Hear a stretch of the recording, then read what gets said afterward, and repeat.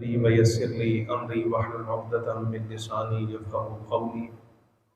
الحمد لله رب العالمين والعاقبة للمتقين، والصلاة والسلام على سيد الأنبياء والمرسلين وعلى آله وأصحابه أجمعين. أما بعد فأعوذ بالله من الشيطان الرجيم. بسم الله الرحمن الرحيم. قال الله تبارك وتعالى في كتابه العزيز: اللہ یصطفی من الملائکۃ رسلا ومن الناس. صدق اللہ مولانا العظیم وصدق رسولہ النبی الکریم الامین، ونحن علی ذلک لمن الشاہدین والشاکرین والحمد للہ رب العالمین.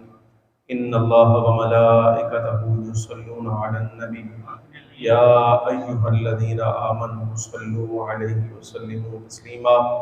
صلاۃ وسلاما علیک یا سیدی یا رسول اللہ وعلى آلك وأصحابك يا سيدي يا حبيب الله. الصلاة والسلام عليك يا سيدي يا رسول الله وعلى آلك وأصحابك يا سيدي يا حبيب الله.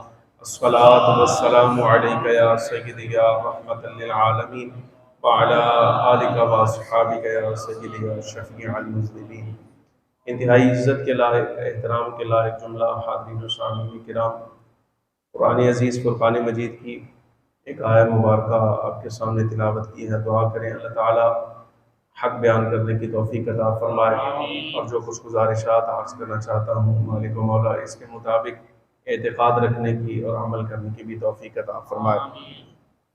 گرامی مرتبہ حاضرین، اللہ رب العالمین جل جلالہ و عم نوالہ جن لوگوں کے ساتھ محبت فرماتا ہے ان کے معاملات عام لوگوں کے معاملات سے بالکل منفرد ہوتے ہیں.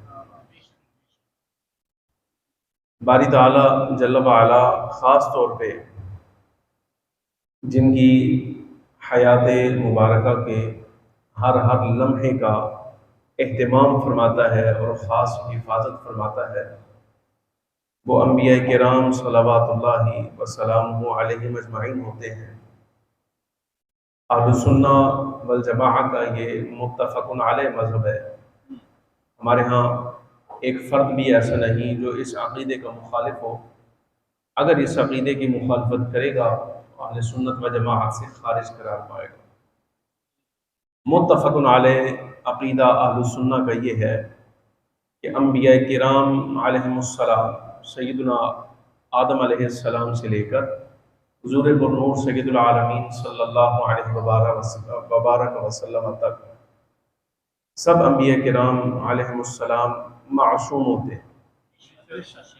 اور اگلا جملہ اس سے بھی زیادہ قابل غور ہے. ایک تو ہے اعلان نبوت کے بعد کی زندگی، اعلان نبوت کے بعد کی زندگی. اہل السنہ کا یہ اتفاقی مذہب ہے، اتفاقی اور متفق علیہ اجماعی مذہب ہے کہ اعلان نبوت سے پہلے بھی اللہ تبارک و تعالیٰ جل وعلا انہیں ہر قسم کی خطا سے محفوظ رکھتا ہے. زندگی کا ایک لمحہ بھی ایسا نہیں ہوتا کہ ان سے کوئی گناہ سرزد ہو جائے. صغائر کے بارے میں مختلف اقوال آتے ہیں. کبائر مثلا کفر ہے، شرک ہے، یہ سارے گناہ کبیرہ میں آتے ہیں. درجہ بدرجہ کیٹیگریز ہیں گناہ کبیرہ کی. اور اسی طرح قتل وغیرہ اور جتنے معاملات ہیں یہ سارے کے سارے اللہ تبارک و تعالیٰ جل وعلا ان سے انبیاء کرام علیہ السلام کو معصوم پیدا کرتا ہے. اب اگر کوئی یہ اعتراض کرے کہ بعض چیزیں ایسی ملتی ہیں جو انبیاء کرام علیہ السلام کے بارے میں یہ لگتا ہے کہ ان سے یہ خطا سرزد ہوئی ہے معاذ اللہ، تو آپ یہ یاد رکھیے گا بظاہر انبیاء کرام علیہ السلام کا کوئی عمل اگر آپ کو نظر آئے کہ یہ خلاف عقیدہ اہل اسلام ہے، اہل سنت ہے، تو آپ پر لازم ہے اس بات کو جان لیں آپ کو حقیقت سمجھ میں نہیں آئی. یہ نہیں کہنا کہ عقیدہ غلط ہے، بلکہ یہ بات سمجھے کہ آپ کو حقیقت سمجھ نہیں آئی، در حقیقت پیچھے معاملہ کچھ اور ہوگا. اب جیسے میں نے ابھی آپ کے سامنے عرض کیا کہ قتل سے بھی اللہ تبارک و تعالیٰ جل وعلا انبیاء کرام علیہ السلام کو محفوظ رکھتا ہے. یہ ناحق کسی کو قتل نہیں کرتے، ناحق کسی کو قتل نہیں کرتے. حضرت موسیٰ علیہ السلام کے بارے میں تو قرآن عزیز میں آتا ہے فَوَكَزَهُ مُوسَىٰ فَقَضَىٰ عَلَيْهِ قَالَ هَٰذَا مِنْ عَمَلِ الشَّيْطَانِ جناب موسیٰ علیہ السلام نے ایک فرعونی قبطی کو مکہ مارا، وہ مر گیا۔ اب یہ اس عقیدے کے خلاف نہیں کہ ہم تو کہہ رہے ہیں کہ یہ اجماعی اتفاقی عقیدہ ہے کہ انبیاء کرام علیہ السلام کو اعلان نبوت سے پہلے بھی اللہ تبارک و تعالیٰ جل وعلا کبیرہ گناہوں سے محفوظ رکھتا ہے، اور کبیرہ گناہوں میں قتل بھی آتا ہے۔ جناب موسیٰ علیہ السلام کے بارے میں تو قرآن کہتا ہے کہ آپ نے مکہ مارا، بندہ مار دیا تھا۔ تو ہم آپ کو جواب دیں گے، کہیں گے حقیقت سمجھنے کی کوشش کریں، یہ مکہ حضرت موسیٰ علیہ السلام نے نہیں مارا تھا، یہ اللہ تبارک و تعالیٰ جل وعلا کی طرف سے اس کا فیصلہ ہو چکا تھا، اس کا وقت آ گیا۔ گزارش سمجھ آ رہی کہ نہیں آ رہی؟ اس کا وقت آ گیا تھا۔ بہرحال اسی طرح حضور پرنور سید العالمین صلی اللہ علیہ وبارک وسلم تک جملہ انبیاء کرام علیہ السلام صغائر کے بارے میں بھی اہل سنت کا مختار مذہب یہ ہے، مختار مذہب۔ مختار مذہب کا مطلب یہ ہوتا ہے جس پر فتویٰ ہے، جس پر عمل ہے، اور وہ یہ کہ کبائر تو کبائر رہ گئے، اللہ تبارک و تعالیٰ جل وعلا صغائر بھی انبیاء کرام علیہ السلام کے نزدیک نہیں آنے دیتا۔ اس کی وجہ کیا ہوتی؟ اس کا سبب یہ ہوتا ہے کہ اگر نبی سے اعلان نبوت سے پہلے آمدی اعلان نبوت کے بعد اگر خلاف شرع، خلاف حکم ربی کوئی ایک عمل بھی صادر ہو گیا، کوئی ایک عمل بھی صادر ہوا، ایک عمل بھی، تو قیامت تک آنے والی ان کی جتنی شریعت ہے وہ ساری کی ساری بے فائدہ ہو کر رہ جائے گی۔ کیوں؟ یہ اعتراض بن جائے گا کہ فلاں موقع پر معاذ اللہ ثم معاذ اللہ العیاذ باللہ تعالی نعوذ باللہ من ذالک فلاں نبی نے خلاف واقعہ بات کی تھی، سچ کچھ اور تھا، انہوں نے کچھ اور کہا، یا فلاں نبی نے خلاف شرع بات کر دی تھی، فلاں نبی نے ایسے کر دیا تھا، اللہ عزل کے آس کچھ بھی، یہ تو اعتراض بن کے رہ جائے گا۔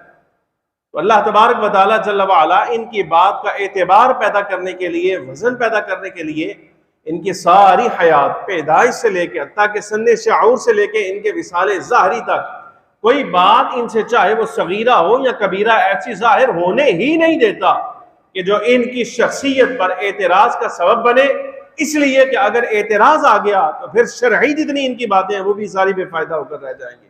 حتیٰ کہ اللہ نے اتنا انتظام فرمایا ہے ان کے بارے میں، اتنا انتظام فرمایا کہ اگر یہ حالت منام میں بھی ہونا آرام بھی کر رہے ہو تو حالت منام میں بھی جو شے دیکھیں اس کے بارے میں بھی اتفاق ہے، اجماع ہے کہ وہ بھی ان کی طرف وحی آئی ہے۔ ان کا خواب بھی وحی ہوتا ہے، عام آدمی کا خواب کوئی اعتبار نہیں، لیکن انبیاء کرام علیہ السلام اگر خواب بھی دیکھ رہے ہیں تو یہ جان لیجئے وہ حقیقت ہے، وہ حقیقت ہے جو اللہ انہیں دکھا رہا ہے، کوئی حکم آ رہا ہے۔ دلائل موجود ہیں سامنے، مثالیں اس کی موجود ہیں، لیکن عرض یہ کرنا چاہتا ہوں کہ امام الانبیاء صلی اللہ علیہ وبارک وسلم اعلان نبوت سے پہلے بھی معصوم، صغائر سے بھی کبائر سے بھی، اعلان نبوت کے بعد بھی معصوم، حضور کا خواب بھی وہی، امام الانبیاء صلی اللہ علیہ وسلم کا ہر حرف اٹھایا ہوا قدم شریعت ہے۔ یہ سارے انتظام اللہ نے اس لیے فرمائے ہیں تاکہ آپ علیہ السلام کی ساری حیات طیبہ، چاہے وہ عملی ہو، قولی ہو، فعلی ہو یا تقریری ہو، ہر لمحہ حضور اکرم صلی اللہ علیہ وبارک وسلم کا قابل اعتبار ہو جائے، قابل نصیحت ہو جائے، قابل عبرت ہو جائے، قابل واعظ ہو جائے۔ یہ ہر لمحہ اللہ تبارک و تعالیٰ جل وعلا نے جب سبق آموز رکھا ہے تو انبیاء کرام علیہ السلام بالخصوص آپ صلی اللہ علیہ وسلم کے ساتھ جڑنے والے جتنے لوگ ہیں نا، جب ساری حیات کا فیصلہ اللہ نے انتظام خود فرمایا ہے، نبی علیہ السلام کے ساتھ جڑنے والے جتنے لوگ ہیں نا، ان ساری نسبتوں کا انتخاب بھی اللہ تبارک و تعالیٰ جل وعلا نے خود ہی فرمایا ہے۔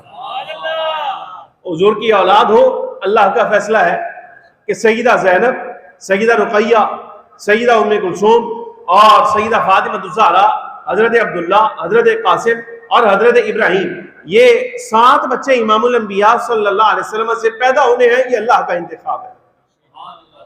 ظاہر سمجھ آ رہی کہ نہیں؟ یہ اللہ کا انتخاب ہے۔ پہلا نکاح حضور اکرم صلی اللہ علیہ وبارک وسلم کا حضرت ام المؤمنین سیدہ خدیجہ کبریٰ سے ہونا ہے، دوسرا حضرت سیدہ سودا سے ہونا ہے، پھر حضرت سیدہ عائشہ صدیقہ سے ہونا ہے، سیدہ حفصہ سے ہونا ہے، سیدہ زینب بنت خزیمہ سے ہونا ہے، سیدہ زینب بنت جحش سے ہونا ہے، سیدہ حفصہ سے ہونا ہے، سیدہ ام سلمہ سے ہونا ہے. جس جس کے ساتھ بھی اللہ تبارک و تعالیٰ جل وعلا نے پسند فرمایا ہے ان کے نکاح حضور اکرم صلی اللہ علیہ وسلم سے ہوئے ہیں. اور اصحاب کا انتخاب کہ امام الانبیاء صلی اللہ علیہ وسلم پر ایمان کس کس نے لانا ہے، حضور کے زمانے میں کون کون ایسا ہوگا کہ جو فخر عالم نور مجسم صلی اللہ علیہ وسلم کا کلمہ پڑھے گا، حضور پر ایمان لائے گا، حضور کی شریعت کو سنے گا، قرآن اس کے سامنے نازل ہوگا، سمجھے گا. اور پھر ہر وہ بندہ جو امام الانبیاء صلی اللہ علیہ وسلم کے بعد اس امت کی لگام پکڑے گا، لگام میں پکڑے گا اور نظام کو آگے بڑھائے گا. یہ سارا انتخاب اللہ تبارک و تعالیٰ جل وعلا نے ازل سے فرمایا ہوا ہے. اس میں جناب والا بندے کے انتخاب کا دخل ہی کوئی نہیں. یہ سب اللہ کا انتخاب. گزارش سمجھ آ رہی کہ نہیں؟ سب اللہ کا انتخاب. خاص طور پہ یہاں یہ مسئلہ سمجھیے کہ امام الانبیاء صلی اللہ علیہ وبارک وسلم کے اصحاب کون ہیں، اولاد کون ہیں، اہل بیت کون ہیں، ازواج کون ہیں، حضور کے والدین کون ہیں. حضور اکرم صلی اللہ علیہ وسلم نے پرورش کن سے پانی ہے اور سرکار سے آگے کنہوں نے پرورش پانی ہے، یہ سب اللہ رب العالمین جل وعلا نے انتظام کر کے بھیجا. حضور پرنور سید العالمین صلی اللہ علیہ وبارک وسلم نے قرآن عزیز کی ایک آیت مبارکہ پڑھی ہے اور اسی کو پڑھ کے حضور آپ صلی اللہ علیہ وسلم نے ایک حدیث بیان کی، وہ آپ کے سامنے رکھنا چاہتا ہوں. مقصد تو ہے حضرت امیر المومنین سیدنا عثمان ابن عفان رضی اللہ تعالی عنہ کی بات کرنا، آپ کے فضائل اور مناقب عرض کرنا. کچھ تو جمعۃ المبارک میں عرض کر دیے، کچھ مزید عرض کرنا چاہتا ہوں. حضور پرنور سید العالمین صلی اللہ علیہ وسلم نے آیت تلاوت فرمائی، اللہ یصطفی من الملائکۃ رسلا ومن الناس. اللہ منتخب فرماتا ہے، اللہ چن لیتا ہے فرشتوں میں سے جس کو رسول بنانا ہوتا ہے، ومن الناس اور لوگوں میں سے جس کو رسول بنانا ہوتا ہے. یہ اللہ کا انتخاب ہے. اچھا، یہ سارا انتخاب خاص طور پہ آئے مبارکہ تو آئی رسولوں کے بارے میں، لیکن رسولوں کے ساتھ ساتھ جن کو رکھنا ہے وہ بھی انتخاب اللہ کا ہے. حضرت زید بن ابی اوفا رضی اللہ تعالیٰ عنہ اس حدیث کے راوی ہے. تو ابھی آپ کے سامنے پڑھنے لگا ہوں. یہ حدیث بڑی منتخب حدیث سے بات. معجم کبیر طبرانی کے اندر روایت موجود ہے، مضمون بڑا خوبصورت ہے. زید بن ابی اوفا رضی اللہ تعالیٰ عنہ فرماتے ہیں ہم مسجد نبی میں امام الانبیاء صلی اللہ علیہ وسلم کی بارگاہ میں حاضر تھے. سرکار تشریف لائے نا، فرمایا این فلان و این فلان، فلان کہاں؟ میرا فلان صحابی کہاں ہے، فلان صحابی کہاں ہے؟ فرمایا فلم یزل یتفقدهم ویبعث الیہم حتی اجتمعوا عنده. حضور اکرم صلی اللہ علیہ وسلم اصحاب کو تلاش کرواتے رہے، بلاتے رہے، پیغام بھیجے حتیٰ کہ ان کو اپنے پاس جمع کیا. جب سارے اصحاب جمع ہو گئے مسجد نبی میں، جو لوگوں کو ضروری سمجھا آپ صلی اللہ علیہ وسلم نے بلا لیا. فرمایا میرے اصحاب، ایک حدیث تو میں بیان کرنے لگا ہوں، ایک حکم سنانے والا ہوں، اس کو سن لو، پھر حفظ کر لو، اچھی طرح سے یاد رکھ لینا، اور جو میرے بعد آنے والے ہیں، تمہارے بعد آنے والے ہیں، ان تک میرا یہ پیغام پہنچانا. یہ فخر عالم صلی اللہ علیہ وسلم نے حکم ارشاد فرمایا جو میرے بعد آنے والے ہیں ان تک یہ پیغام پہنچا دینا. فرمایا ان اللہ اصطفى من خلقه خلقا ثم تلا هذه الآية اللہ يصطفى من الملائکۃ رسلا ومن الناس خلقا يدخلهم الجنہ. فرمایا کچھ لوگ ایسے ہیں جنہیں اللہ نے منتخب فرمایا تھا. آیت پڑھی یہ جو ابھی میں نے آپ کے سامنے پڑھی، سرکار نے یہی آیت سنا کر فرمایا میرے اصحاب کچھ لوگ ایسے ہیں جنہیں اللہ نے منتخب فرمایا تھا اور انہیں اللہ نے جنت میں داخل کرنا ہے. وَإِنِّي مُصْطَفًى مِّنْكُمْ مَنْ أَحَبَّ أَنْ أَصْطَفِيَهُ وَمُبَاخٍ بَيْنَكُمْ كَمَا آخَى اللَّهُ بَيْنَ الْمَلَائِكَةِ. فرمایا اب کچھ لوگ اللہ کا انتخاب ہے، یعنی انبیاء اور رسول، کچھ میرا انتخاب ہے. مضمون ہے. فرمایا کچھ اللہ کا انتخاب ہے، کچھ میرا انتخاب ہے. اللہ نے منتخب کر کے مبعوث کیے، بھیج دیے، اور میں بھی تمہارے سامنے بیان کرنے لگا ہوں. اللہ نے فرشتوں کے درمیان جس طرح بھائی چارہ قائم کیا تھا، وہ جنہیں میں منتخب کر رہا ہوں ان کا بھائی چارہ میں آپس میں قائم کرنے لگا ہوں. ذرا توجہ کر لینا. اتنی بات کہہ کر حضور پرنور سید العالمین صلی اللہ علیہ وسلم نے فرمایا قم یا ابا بکر، اے ابو بکر ذرا کھڑے ہونا، ابو بکر ذرا کھڑے ہونا. سیدنا صدیق اکبر رضی اللہ تعالی عنہ کھڑے ہوئے. فقام فجثا بین یدیہ فقال ان لک عندی یدا. یہ لفظ ہیں پیار سے پڑھنے والے اور پیار سے سننے والے. اور میں اے صدیق تیرے میرے اوپر کچھ احسان ہے. لفظ بہت بڑا ہے. امام الانبیاء صلی اللہ علیہ وبارک وسلم فرما رہے ہیں کہ اے صدیق تیرے مجھ پر کچھ احسان ہے، میں اس کی جزا نہیں دوں گا، بلکہ میری طرف سے اللہ تمہیں ان احسانوں کی جزا عطا فرمائے گا، انتظار کا۔ اور اگر میں دنیا میں کسی کو اپنا خلیل بناتا تو صدیق تجھے بناتا، لیکن بات یہ ہے کہ میں اللہ کا خلیل ہوں، میرا خلیل اللہ ہے، اللہ نے مجھے خلت کے لیے پسند فرما لیا ہے۔ اور اگلا جملہ میں صدیق تو بھی یاد کر لے، اور میرے اصحاب تم یاد کر کے آگے پہنچا دینا، فَأَنْتَ مِنِّي بِمَنْزِلَةِ قَمِيصِي مِنْ جَسَدِي، فرمایا صدیق تو میرے نزدیک ایسے ہی ہے جیسے میرے جسم کے ساتھ لگے ہوئے میری قمیص ہے۔ فرمایا تو میرے ظاہراً اتنا قریب ہے، باطناً اتنا قریب ہے جتنی میری یہ قمیص قریب ہے۔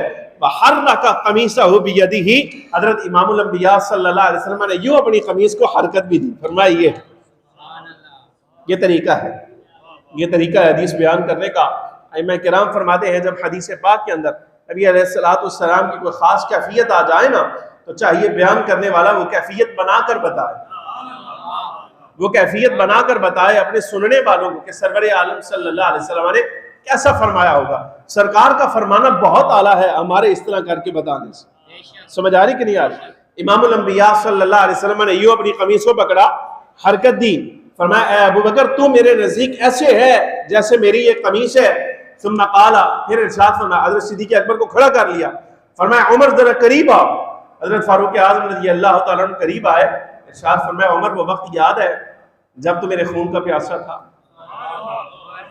جب تو میرے اوپر بڑا سخت رو تھا اور مجھے شہید کرنا چاہتا تھا، یاد ہے وہ وقت؟ سیدنا فاروق اعظم رضی اللہ تعالیٰ عنہ خاموش کھڑے، فرمایا قریب آ، قریب کر کے فرماتے ہیں پھر میں نے اللہ سے دعا کی، اے اللہ، اے میرے اللہ دین کو عزت بخش، یا اللہ دین کو عزت دے دے، یا ابو جہل کو مسلمان کر کے اس دین کو عزت دے، یا فاروق اعظم عمر بن خطاب کو مسلمان کر کے اس کو ایمان کی دولت دے کے اس کو دین کی سرفرازی کا سبب بنا دے۔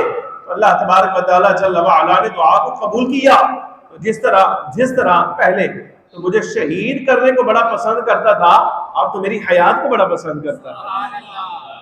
اور میں قریب آ، اور یہ یاد رکھ فَأَنْتَ مَعِي فِي الْجَنَّةِ ثَالِثُ ثَلَاثَةٍ مِنْ هَذِهِ الْأُمَّةِ، فرمایا میرے بعد تیسرے نمبر پر جو جنت میں داخل ہونے والا ہے، اے عمر تو بھی سن لے اور میری آنے والی ساری امت سن کے یاد کر لے، میرے بعد تیسرے نمبر پر جنت میں داخل ہونے والا بھی تو ہوگا۔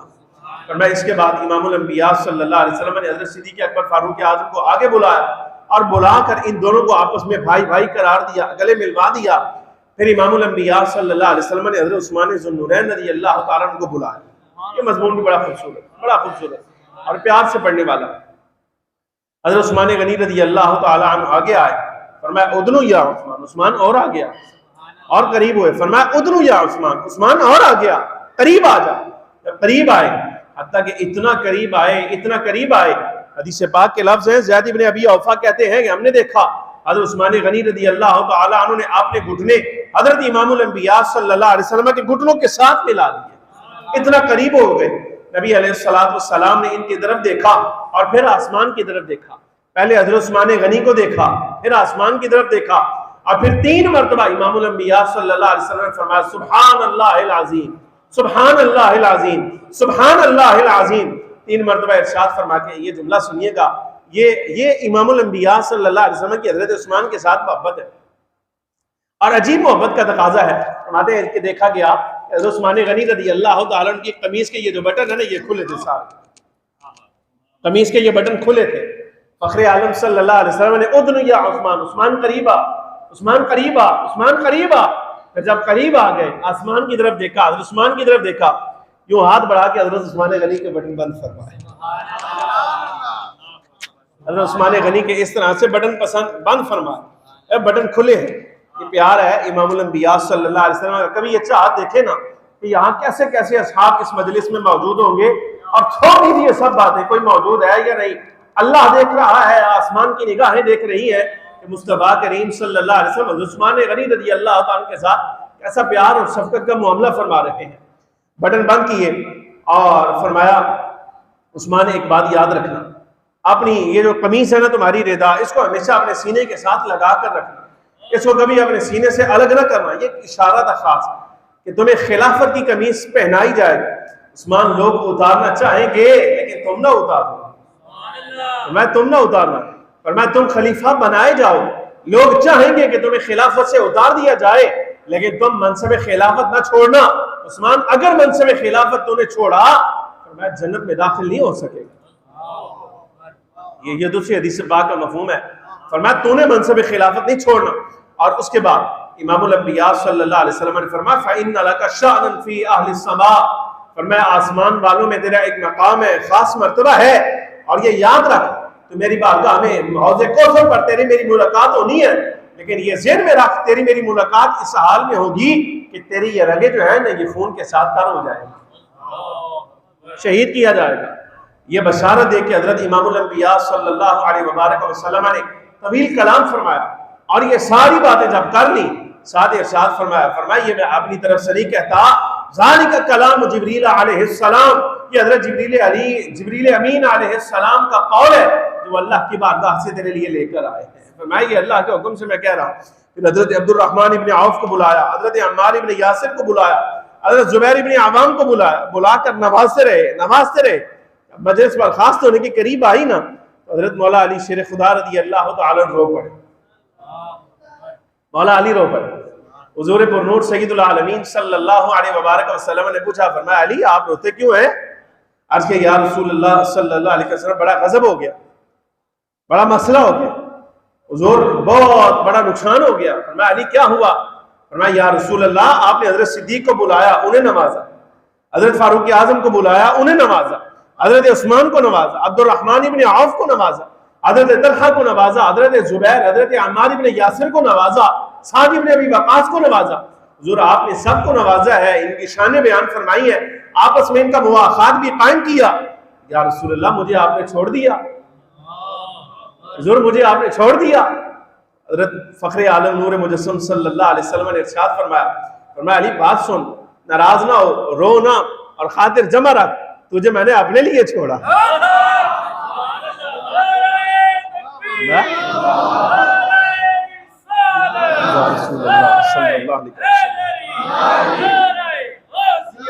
فرمایا تجھے میں نے اپنے لیے چھوڑا ہے، فَأَنْتَ مِنِّي بِمَنْزِلَةِ هَارُونَ مِن مُوسَىٰ، فرمایا تیرا میرے نزدیک مقام مرتبہ وہی ہے جو جناب موسیٰ علیہ السلام کی جناب میں، اور ان کے ہاں مقام تھا حضرت ہارون علیہ السلام کا۔ فرمایا تیرا مرتبہ یہ ہے اور تو میرا وارث ہے، تو میرا وارث ہے۔ شیعہ رولا پائی کھڑے وارث ہو گئے، امام الانبیاء صلی اللہ علیہ وسلم نے وارث بنا دیا۔ اور چیخا مار دے ہو، چیخا نہ مارو، مولا علی سے پوچھو کہ حضور پر نور سید العالمین صلی اللہ علیہ وسلم نے کس چیز میں حضرت مولا علی شیر خدا رضی اللہ تعالیٰ کو اپنا وارث قرار دیا؟ تم چور بے ایمان ساری دنیا کے، تمہیں ہر طرف مال نظر آتا ہے اور تم یہی سمجھتے ہو کہ نبی علیہ السلام نے جس شے کا وارث بنایا شاید وہ بھی مال دولت ہے، شاید وہ بھی مال دولت ہے۔ شانیوں اے امام الانبیاء صلی اللہ علیہ وسلم کا مقام مرتبہ ہے، یہاں یہ مال جمع کرنا، دولت بنانا، جائیدادیں بنانا، زمینیں بنانا اور کنبے بنانا، یہ ساری تمہاری خواہشیں ہیں۔ امام الانبیاء صلی اللہ علیہ وسلم کی ایسی خواہش کوئی نہیں، بلکہ اہل بیت کو مخاطب کر کے، امام الانبیاء صلی اللہ علیہ وسلم کو مخاطب کر کے اللہ تبارک و تعالیٰ جل وعلا نے فرمایا وَأْمُرْ أَهْلَكَ بِالصَّلَاةِ وَاسْتَبِرْ عَلَيْهَا۔ محبوب کریم صلی اللہ علیہ وبارک وسلم اپنے اہل کو، اپنی اولاد کو، اپنی ازواج کو حکم دیجئے۔ مالک کس بات کا؟ یہ دنیا سمیٹ لے، یہ جائیدادیں سمیٹ لے، یہ سونا جمع کرے، یہ چاندی جمع کرے اور یہ جائیدادیں جمع کرتے رہے؟ فرمایا نا، ان کو حکم دیجئے نماز پر خیال کرنے کا، یا نمازوں کا خیال رکھو، وَاسْتَبِرْ عَلَيْهَا، اور اے محبوب آپ خود بھی نمازوں کا خیال فرمائیے۔ اب جب اللہ حکم دے رہا ہے نمازوں کا خیال کرنے کا، نماز میں سارا دین ہے، یعنی مطلب یہ کہ اے محبوب کریم صلی اللہ علیہ وسلم آپ اپنے حال کو حکم دیجئے کہ آپ خود بھی اور آپ کی ساری اولاد بھی دین کی رعایت فرمائے۔ مال دولت کے پیچھے چلنے کا ان کو حق ہی نہیں ہے، ان کی چاہن ہی نہیں ہے، یہ بلند و بالا لوگ ہیں۔ امام الانبیاء صلی اللہ علیہ وسلم نے جب فرمایا کہ علی تو میرا وارث ہے، تو شاید ہو سکتا ہے کہ کوئی سمجھنے والا غلط سمجھ لیتا مولا علی شیر خدا رضی اللہ تعالیٰ کی نگاہ بڑی کام کرنے والی ہے، چونکہ آپ ولی ہیں نا، آپ ولی الامہ ہیں اور آپ فاتح باب ولایت ہیں۔ مولا علی شیر خدا رضی اللہ تعالیٰ نے خود سوال کر دیا، یا رسول اللہ صلی اللہ علیہ وسلم میں آپ کا وارث کس چیز میں ہوں؟ حضور مجھے کیا ملے گا؟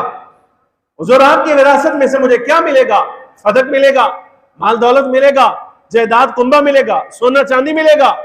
امام الانبیاء صلی اللہ علیہ وبارک وسلم نے فرمایا اے علی یاد رکھ، ہم تجھے اسی چیز کا وارث بنائیں گے جو انبیاء کرام علیہ السلام وراثت میں چھوڑا کرتے ہیں، جو انبیاء وراثت میں چھوڑتے ہیں۔ یا رسول اللہ صلی اللہ علیہ وسلم انبیاء وراثت میں کیا چھوڑتے ہیں؟ فرمایا جو پہلے انبیاء نے چھوڑا وہ اللہ کی کتاب تھی اور سنت تھی، میں بھی اپنی کتاب کا، جو مجھے اللہ نے کتاب عطا فرمائی ہے، میں قرآن کا وارث تجھے بنا رہا ہوں، اپنی سنت کا وارث تجھے بنا رہا ہوں۔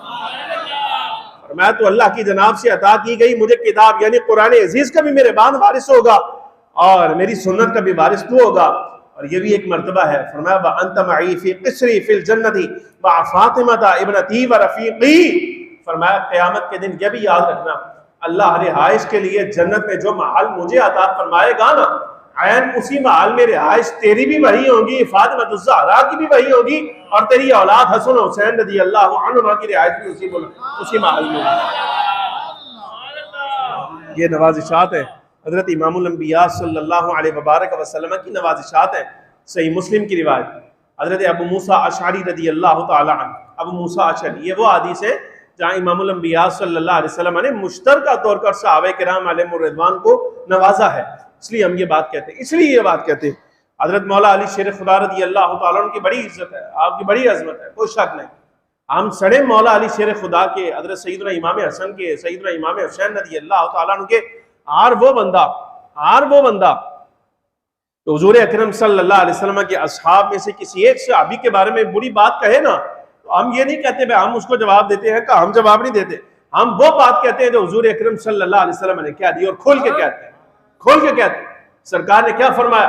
معجم کبیر طبرانی کی روایت، فرمایا جلد نمبر 6، حضرت امام الانبیاء صلی اللہ علیہ وسلم نے ارشاد فرمایا لعن اللہ من سب اصحابی، جو میرے کسی ایک صحابی کو گالی دے، ان کے بارے میں کوئی بری بات کہے، سرکار نے فرمایا اللہ کی لعنت ایسے بندے پر۔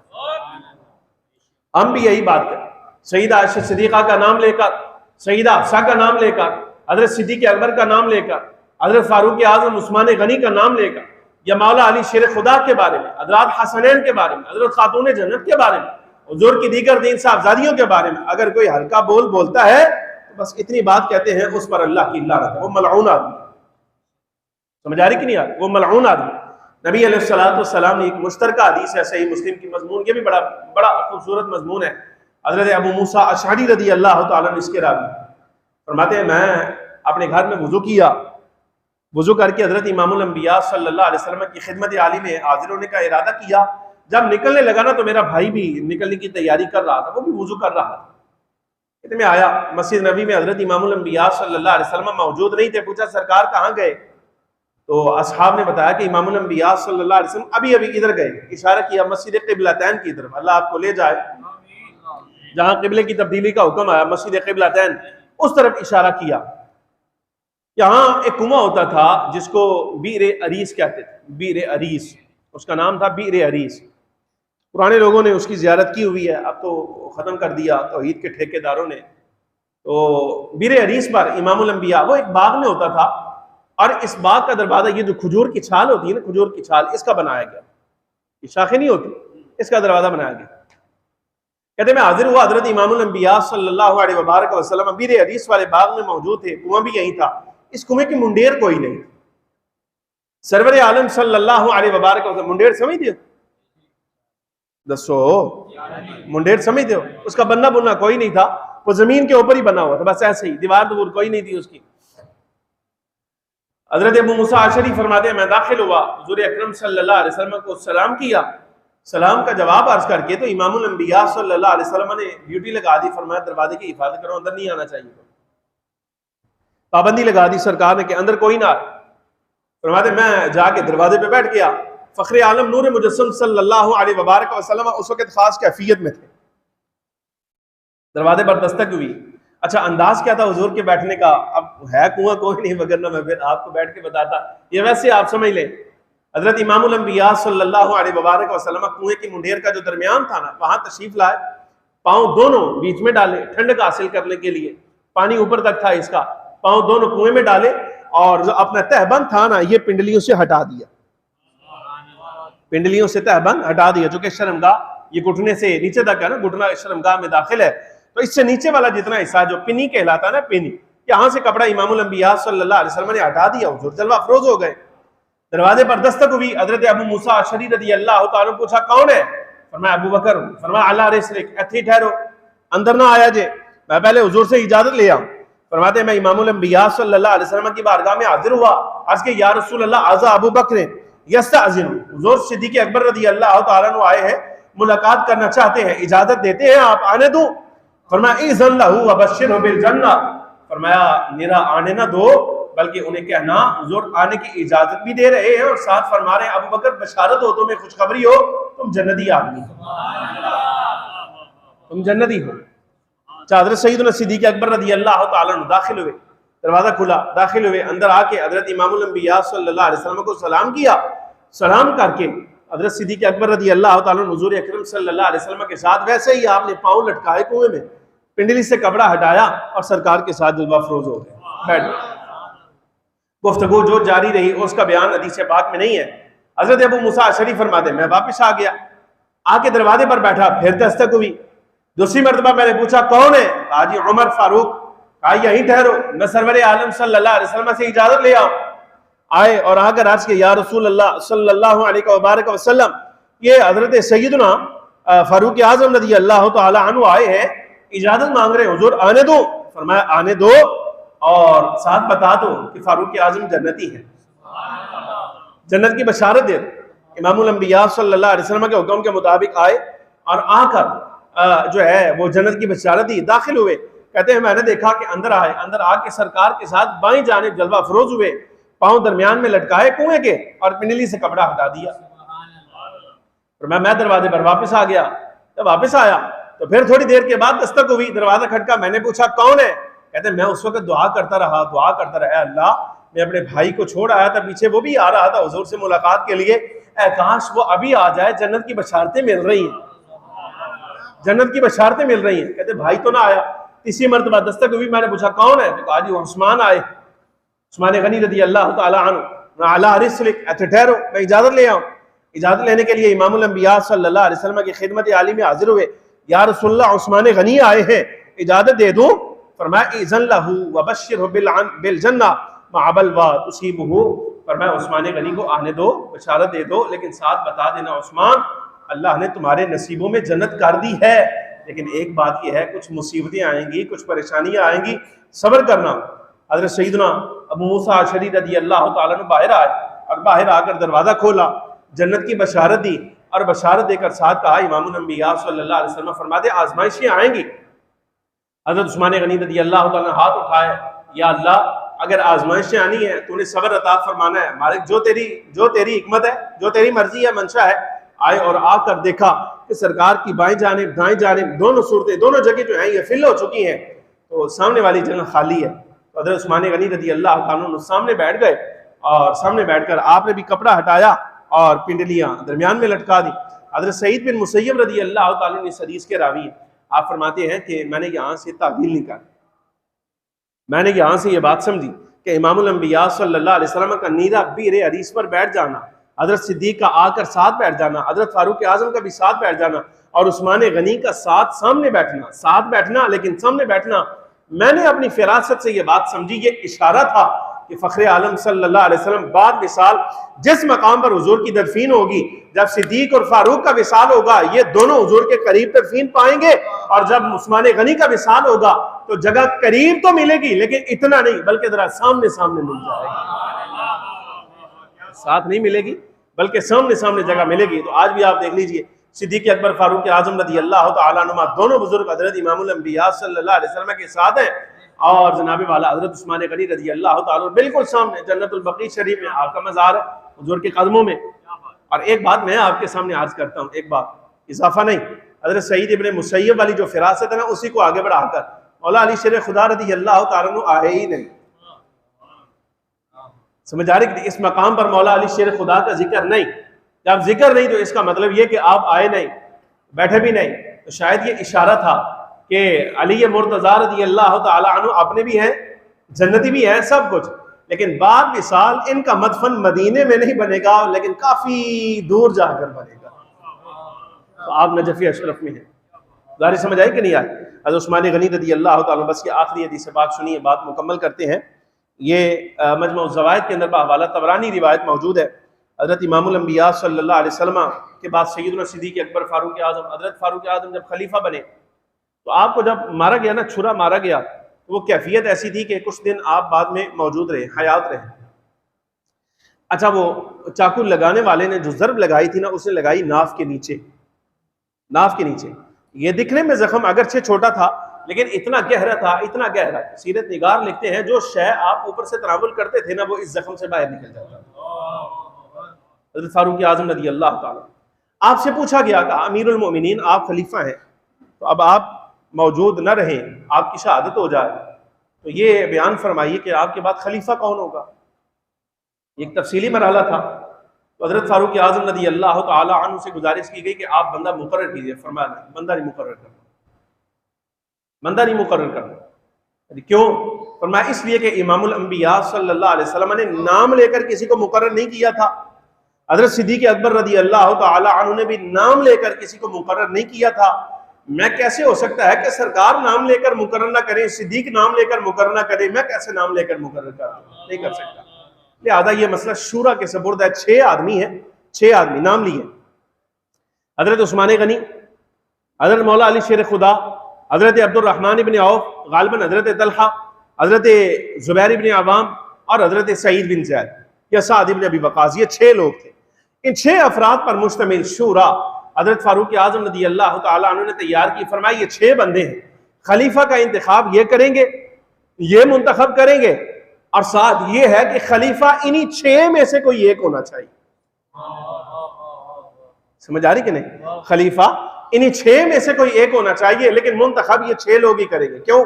ان 6 کو کیوں کہا کہ اپنے میں سے منتخب کرنا؟ اس لیے کہ یہ 6 افراد وہ خاص بندے ہیں جنہیں نام لے کر امام الانبیاء صلی اللہ علیہ وسلم نے دنیا میں ہی جنت کی بشارت دے دی. ان سے اعلیٰ کوئی نہیں تھا، اصحاب میں ان سے اعلیٰ کوئی نہیں تھا. اچھا، بہرحال حضرت سیدہ حفصہ رضی اللہ تعالی عنہ اسی دورانیے میں آئی نا ملاقات کے لیے. تو جب آپ نے یہ بندے مقرر کر دیے شورا کے لیے، تو سیدہ حفصہ رضی اللہ تعالی عنہ آپ نے حضرت سیدنا فاروق اعظم رضی اللہ تعالیٰ عنہ سے ایک جملہ کہا کہ ابا جان آپ نے 6 بندے مقرر کیے ہیں شورا کے طور پر، لیکن یہ 6 بندے ایسے ہیں کچھ لوگ ان سے عدم رضا کا اظہار کر رہے ہیں، ان سے رضامندی کا اظہار نہیں کر رہے. 6 بندوں سے، ان 6 بندوں سے کچھ لوگ راضی نہیں، یعنی وہ ان کی بات ماننے کو تیار نہیں. تو کیا حکم؟ اب سیدنا فاروق اعظم رضی اللہ تعالیٰ عنہ نے ان 6 کے بارے میں اوصاف بیان فرمائے. 6 کے بارے میں، ہر ایک کے بارے میں 2 لائنیں آپ کے سامنے پڑھ دیتا ہوں. حضرت عثمان غنی کے بارے میں حضرت فاروق اعظم رضی اللہ تعالیٰ عنہ نے کیا بتلایا؟ سیدنا فاروق اعظم رضی اللہ تعالیٰ نے فرمایا مجھے ٹیک دینا ذرا، میں نے اٹھاؤ، میں ٹیک دیو. معاملہ اہم تھا تو ٹیک دی گئی، سہارا دیا گیا. آپ اٹھ کے بیٹھے نا. فرمایا کس کے بارے میں بات کرتے ہیں؟ عثمان غنی کے بارے میں، علی مرتضیٰ کے بارے میں، عبد الرحمن بن عوف کے بارے میں، اور حضرت طلحہ اور زبیر کے بارے میں. لوگ کہتے ہیں کہ رضامند نہیں. فرمایا ان کو کیا معلوم کہ یہ کون لوگ؟ فرمایا میں بتاتا ہوں نا یہ کون ہے. حضرت عثمان غنی رضی اللہ تعالیٰ عنہ کے بارے میں فرمایا لَسَمِعْتُ رسول اللہ صلی اللہ علیہ وسلم. فرمایا میں نے خود امام الانبیاء صلی اللہ علیہ وسلم سے یہ ارشاد سنا تھا. حضور نے فرمایا یوم یموت عثمان، یوم یموت عثمان تصلی علیہ ملائکۃ السماء. فرمایا جس روز عثمان کا وصال ہوگا نا، اللہ آسمانوں سے فرشتے نازل فرمائے گا کہ عثمان غنی کے جنازے میں شامل ہو جائے. عثمان اتنا بڑا آدمی، عثمان اتنا بڑا آدمی. سرور عالم صلی اللہ علیہ وسلم سے یہ جملہ سن کر پوچھا گیا یا رسول اللہ صلی اللہ علیہ وسلم کیا آپ کی امت کے ہر مومن کے جنازے میں فرشتے آئیں گے یا خاص حضرت عثمان کی بات ہے؟ فرمایا بل عثمان خاصتاً. فرمایا یہ ہر امتی کا اعزاز نہیں، یہ خاص طور پہ میں حضرت عثمان غنی رضی اللہ تعالیٰ عنہ کے بارے میں فرما رہا ہوں. عثمان غنی کے جنازے میں ضرور بھی ضرور اللہ کے فرشتے بھی شرکت کریں گے. کیا عثمان غنی سے عدم رضا کا بات کرتے ہیں؟ یہ عبد الرحمن بن عوف کے بارے میں بات کرتے ہیں. انہیں کیا معلوم عبد الرحمن بن عوف کون ہے؟ فرماتے ہیں کہ امام الانبیاء صلی اللہ علیہ وسلم پر بھوک کی کیفیت سے، حضور بھوک کے ساتھ تھے، فاقہ کے ساتھ تھے. حضرت سیدنا عبد الرحمن بن عوف رضی اللہ تعالیٰ عنہ گھر گئے، جا کر روٹی کے 2 ٹکڑے لے کر آئے چھوٹے چھوٹے.